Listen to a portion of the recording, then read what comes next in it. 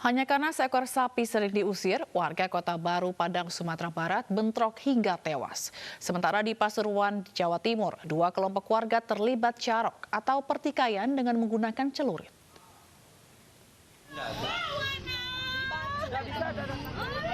Iya, itu apa?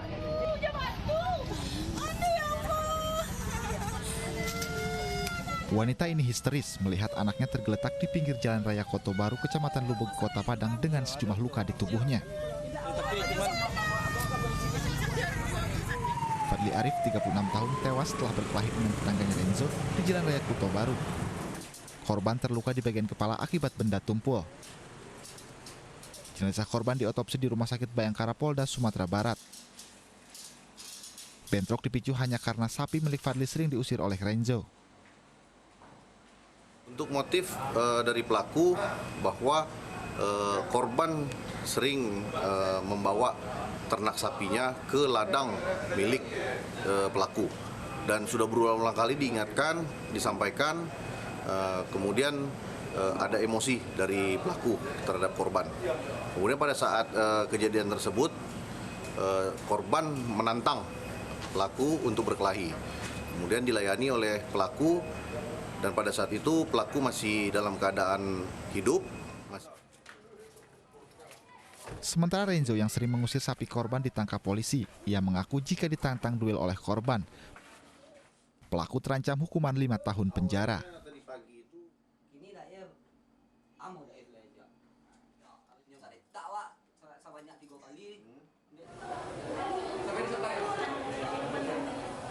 Tiga pria ini meringis kesakitan saat mendapat pengobatan di Puskesmas Nguling, Pasuruan, Jawa Timur. Ketiga pria ini terluka berat setelah terlibat carok atau perkelahian dengan celurit sepulang dari pengajian. Sementara itu, 4 korban lainnya dilarikan ke rumah sakit. Dua kelompok warga di Desa Kedawang, Kecamatan Nguling, Pasuruan bentrok dengan menggunakan celurit Selasa malam. Pertikaian ini diduga berlatar belakang dendam hanya karena bersenggolan becak motor. Kayaknya terkait dengan motifnya dendam lama. Awalnya dari bentor itu seperti balapan gitu, pecok-pecokan. Kemudian sakit hati, berawal dari itu. Jadi awalnya sudah pernah jadi kasus, sudah disidik sama Polri, sekarang berbuntut lagi. Polisi pun kini masih menyelidiki kasus dan memeriksa sejumlah saksi serta barang bukti. Untuk mencegah pertikaian susulan, polisi juga memperketat keamanan di Desa Kedawang. Kontributor iNews melaporkan.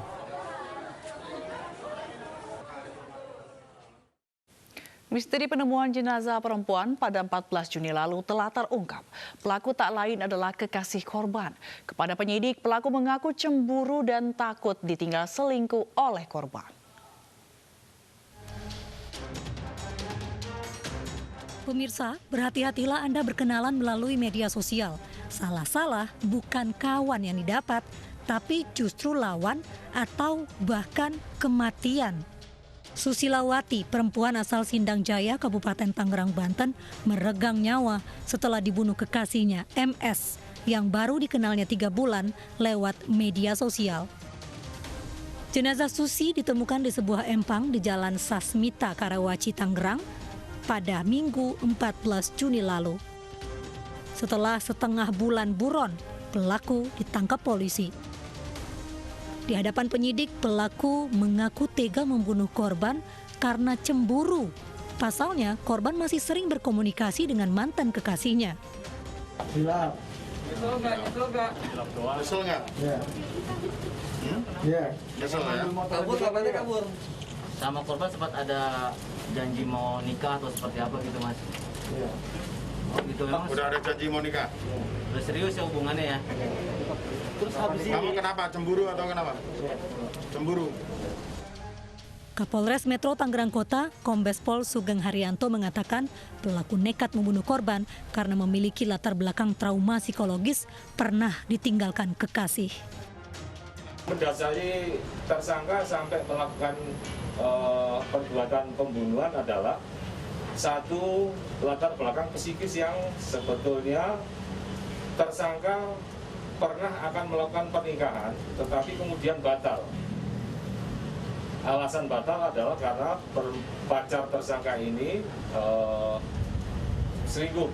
Kan adalah ketika tersangka ini duduk di tepi empang bersama korban, kemudian langsung dilakukan pencegahan dan membekap mulut daripada korban. Setelah dinyatakan tidak sadar, dipotonglah korban ini oleh tersangka dan kemudian dijeburkan di dalam empang.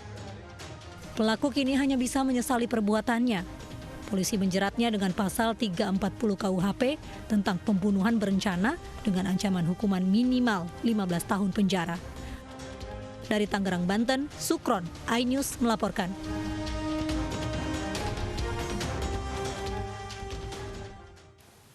Tersangka pembakaran mobil pedangdut Via Valen menjalani adegan rekonstruksi yang dikawal kepolisian Sidoarjo.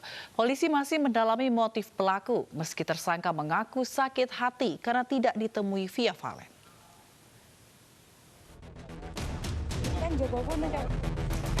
Tersangka pembakaran mobil pedangdut Via Valen Vijay jalani rekonstruksi kejadian sambil dikawal petugas Polresta Sidoarjo dan juga disaksikan keluarga Via Valen.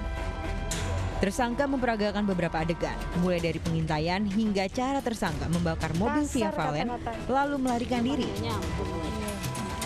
Keluarga Via Valen mengaku tidak menyangka tersangka sampai nekat melakukan aksinya.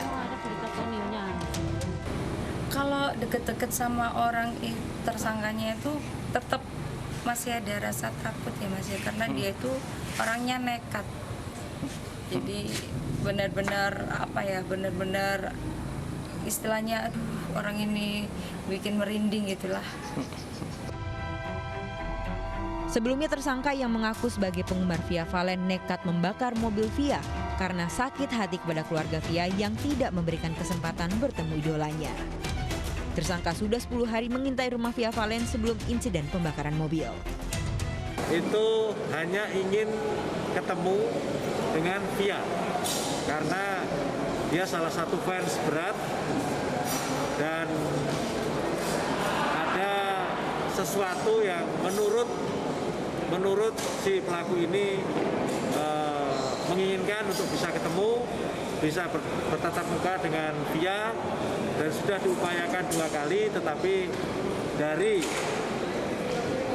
pengakuan si pelaku ini tidak bisa ketemu dengan Via, bahkan ada yang menemui tetapi dengan mengucapkan hal-hal yang menurut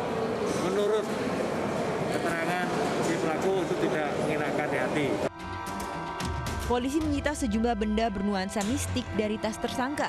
Di antaranya 1 boneka mirip jenglot dan bambu kuning.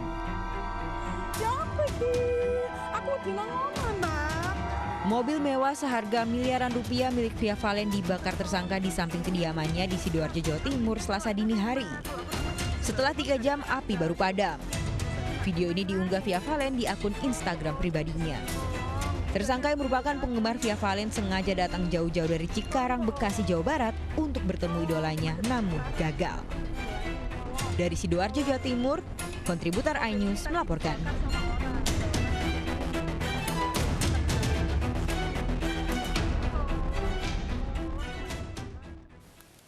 Pemirsa, terkait konser Rhoma Irama di Pamijahan Bogor, penyelenggara meminta maaf pada masyarakat atas ketidaknyamanan dan beredarnya video konser Rhoma di tengah pandemi. Pemilik hajatan pun siap menerima resiko dan konsekuensi.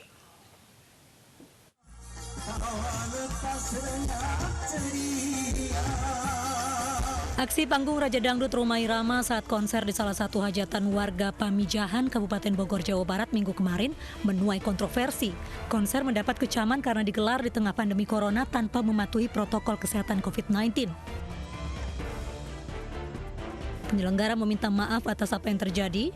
Melalui perwakilannya, penyelenggara juga berjanji akan mengikuti proses yang sedang dijalani dan menerima segala konsekuensinya.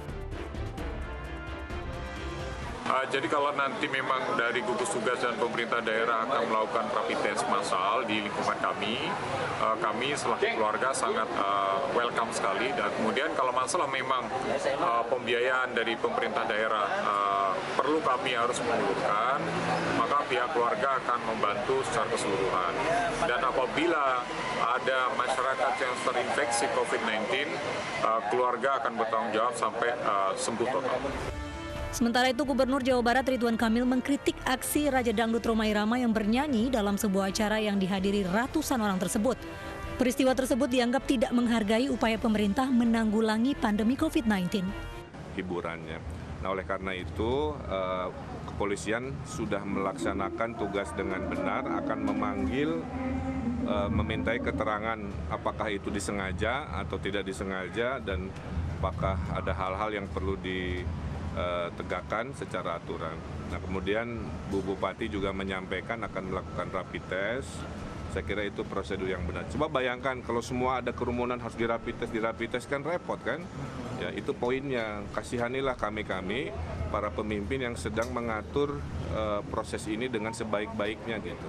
Saya kira ini pelajaran buat semua orang. Sebelumnya, Rhoma membantah melanggar protokol kesehatan karena ia tidak berniat konser dalam acara tersebut. Ia mengaku hanya diminta memberikan tausiah kepada warga, namun ia didaulat untuk bernyanyi. Bahwa saya sudah membatalkan konser Soneta. Jadi tidak ada lagi konser Soneta Group. Bahwa saya datang ke sana itu pada sore hari, atas undangan mau kumpul-kumpul aja sesama teman dekat. Menurut Pak Surya gitu. Makanya saya datang dengan baju sederhana aja. Nggak pakai batik, nggak pakai jas. Akibat tindakan penyelenggara yang diduga telah melanggar aturan PSBB, pemerintah Kabupaten Bogor mengaku kecewa dan menganggap Rhoma Irama ingkar janji. Dari Bogor, Jawa Barat, Tim Liputan iNews melaporkan. Satuan Narkoba Polres Jakarta Barat menggelar barang bukti narkoba jenis sabu milik pesinetron Ridho Ilahi seberat 0,52 gram. Sementara barang bukti sabu dari 3 pelaku lain sebagai pemasok dan bandar seberat 3 gram.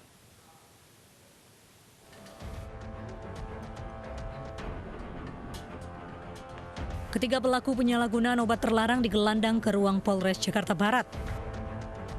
Tak ketinggalan pesinetron Ridho Ilahi yang turut digelandang polisi. Dari tangan mereka, petugas menyita barang bukti sabu milik Ridho Ilahi seberat 0,52 gram yang ditemukan di dalam pengharum ruangan kamar. Sementara barang bukti sabu dari 3 pelaku lain yang merupakan pemasok dan bandar seberat 3 gram. Petugas juga menyita alat isap sabu, timbangan sabu, dan telepon genggam milik para pelaku.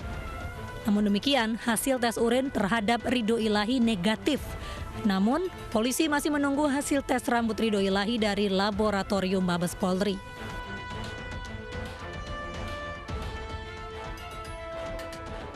Di mananya salah satu keterangannya itu di lokasi syuting.